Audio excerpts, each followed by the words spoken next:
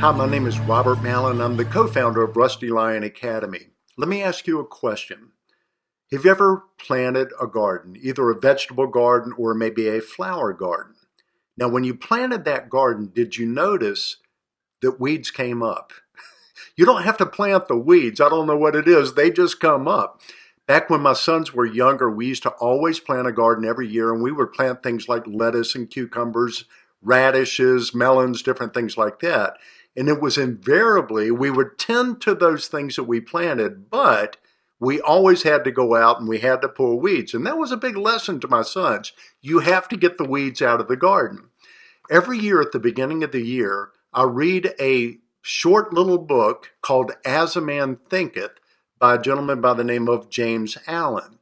And in this book, it actually helps me think about how my thoughts and the quality of my thoughts have everything to do with the quality of my life. I want to read a short little paragraph to you. James says, "A man's mind may be likened to a garden, which may be intelligently cultivated or allowed to run wild. But whether cultivated or neglected, it must and will bring forth.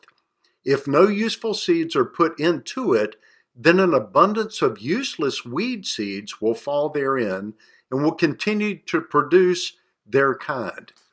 Interesting thought there. So again, you have to plant the good. Now, how do you do that? Let me give you a couple of little recommendations. Every morning for years now, I've spent a little bit of time in the Bible. I don't spend a ton of time, but I'll read something in the Bible that's putting good fruit into my mind.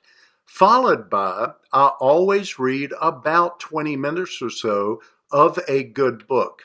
Throughout the day, I'm reading other things, but I'm making very sure that I'm putting the right things that are going to give me good thoughts into my life.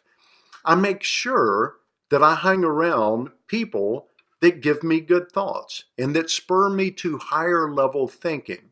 So I want you to think about, what are you reading? What are you listening to on the radio?